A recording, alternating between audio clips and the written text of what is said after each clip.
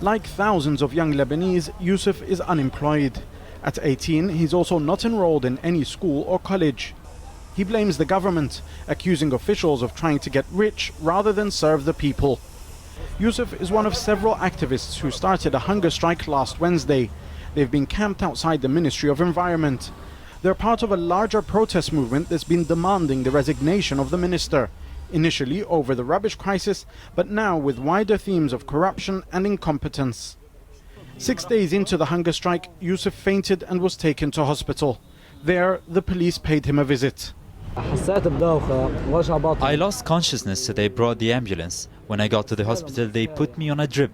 The police came and started questioning me, asking why I am on strike, telling me I should end it because it's a waste of time.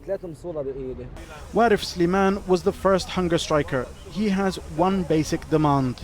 I want the minister to resign because I want to start the principle of accountability.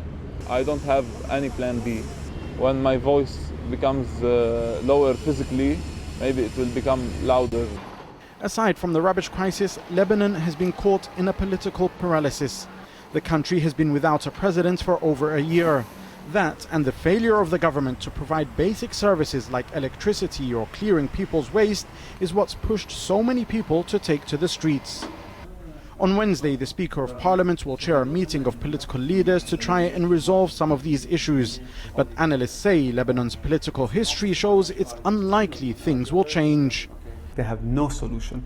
And that the primary reason is because there's no accountability in the system. As I said, every time they get together, they collude against the citizens.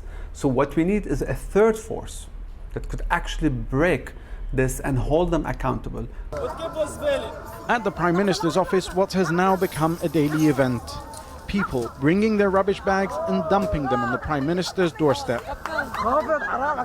And as we've been explaining, it's not just the rubbish crisis. Here outside the state-run electricity company, protesters have gathered as well.